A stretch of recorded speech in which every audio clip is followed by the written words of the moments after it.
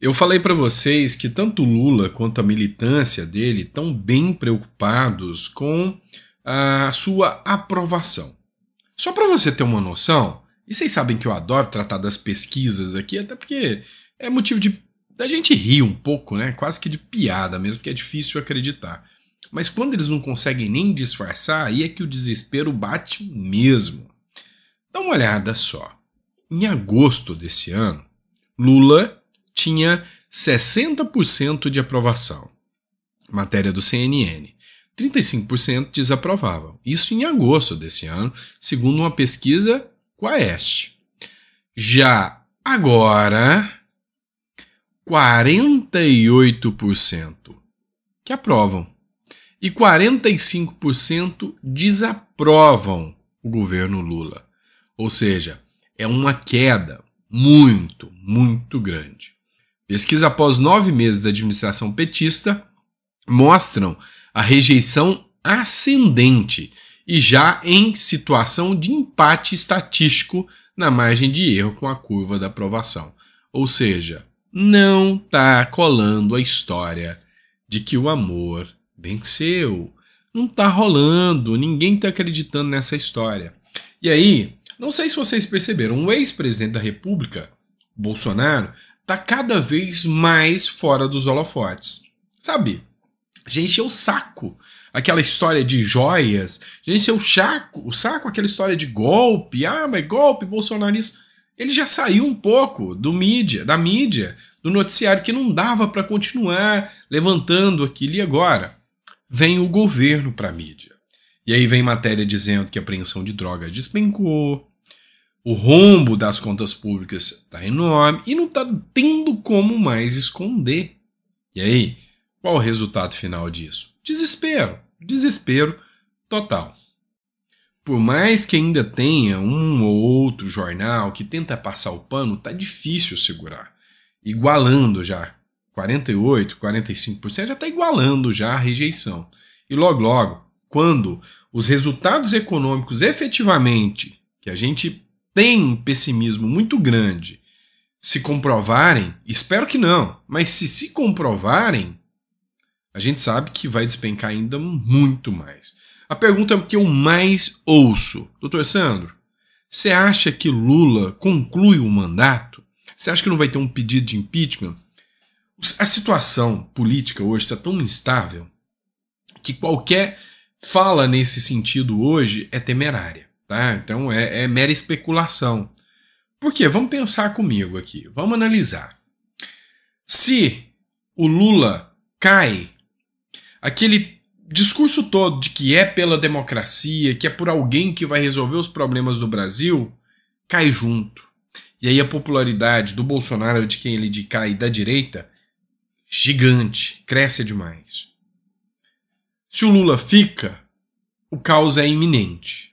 Se continuar a tragédia que nós estamos assistindo hoje, com gastos exacerbados, gente totalmente arrogante que viaja a custas do dinheiro público e não aceita ser questionado, faz perseguição a todo aquele que questiona, se isso continua, o povo vai ver o que está rolando e a popularidade vai cair ainda mais.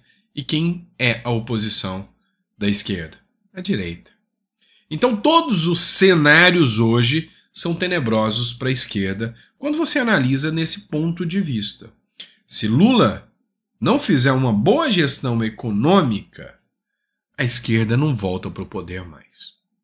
Pois é. Vamos lá. Bora analisar outra matéria aqui. Ó. Essa matéria é de alguns dias atrás, de 2 dias atrás. O Tribunal Superior Eleitoral excluiu as Forças Armadas da lista de entidades que fiscalizam as eleições. A coisa que deu mais imbróglio, tá? É a questão da fiscalização das Forças Armadas. Matéria hoje do Conexão Política, tá? Que eu trouxe aqui para vocês. Então, o Tribunal Superior Eleitoral, por unanimidade, deu um pé na bunda dos militares. E aí os militares, com toda certeza, devem ter ficado chateados, com exceção do comandante do Exército, o petista, elogia a decisão do TSE de remover as Forças Armadas da fiscalização das urnas eletrônicas. Segundo a matéria da Hora Brasília, o general Tomás Paiva, comandante do Exército, expressou satisfação com a decisão do Tribunal Superior Eleitoral, TSE, de remover as Forças Armadas da lista de entidades fiscalizadas das urnas eletrônicas. Achei muito boa. Era um consenso antes que não deveríamos estar nisso. Não havia necessidade. Pois é. Mas o que está acontecendo é cada vez mais a atual gestão minando o poder e as Forças Armadas, né? A atuação das Forças Armadas. Isso aí é uma resposta óbvia pelo fortalecimento dos militares durante a gestão Bolsonaro. É óbvio, é nítido que foi em função disso. Então, cada vez mais eles vão retirar. E por que eu estou falando disso aqui? Porque ontem teve o depoimento, hoje na verdade, o depoimento da Ana Priscila Azevedo. Você lembra daquele caso, daquela moça que está presa e não foi ouvida na CPMI de 8 de janeiro, mas foi ouvida na CPI lá da Câmara Legislativa do Distrito Federal. E aí ela falou muito da questão dos militares, e durante um trecho do depoimento ela falou que a entrada lá dentro de Brasília foi convocação pelos militares. E aí, meu amigo, quando a gente começa a analisar agora todo o contexto, a gente vê que eles querem chegar até a alta cúpula dos militares. General Heleno, Braga Neto, essa turma que está convocada para a CPMI de 8 de janeiro, está com um problema muito grande nas mãos, porque eles querem alguns dos militares também para servir de exemplo. Então eles vão punir alguns. E há grande chance de que isso aconteça em relação a eles. Vamos lá, bora falar de outra pauta aqui também do Hora Brasília, essa matéria. IPEP, tá? Usa caso de Sérgio Cabral e protocola pedido de remoção de tornozeleira dos manifestantes presos. Isso aqui eu achei interessante a gente discutir. Vocês sabem do caso do Sérgio Cabral, né? O IPEP é um instituto internacional dos presos e exilados políticos. E o IPEP está fazendo um trabalho na defesa dos presos do dia 8 de janeiro. E aí o IPEP usou como base um parecer favorável dado pelo Ministério Público Federal sobre a remoção da tornozeleira eletrônica do ex-governador Sérgio Cabral, que é réu em 26 processos e foi condenado em 24 deles com suas penas somadas a mais de 425 anos. Após a solicitação da defesa do ex-governador, o Ministério Público Federal deu parecer liberando o uso da tornozeleira eletrônica.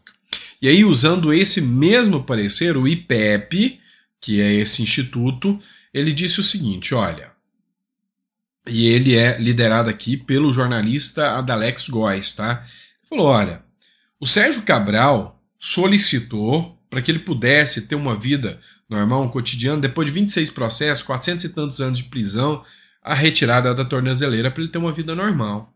A maioria das pessoas presas no dia 8 de janeiro são pessoas mais simples, são entregadores, são pessoas que não são abastadas. E essas pessoas são pais de família, são pessoas que precisam tirar o seu sustento, se sustentar. Então, toda vez que ele vai conseguir um emprego, correr atrás de um trabalho com uma tornozeleira, isso exclui ele da sociedade, da possibilidade de se reinserir no mercado e ter uma condição de vida adequada para a família.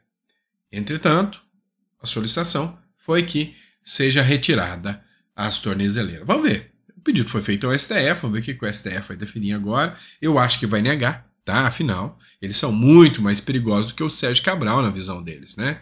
Mas vamos ver qual que vai ser o pedido aqui, qual que vai ser a posição, qual que vai ser a resposta em relação a esse pedido.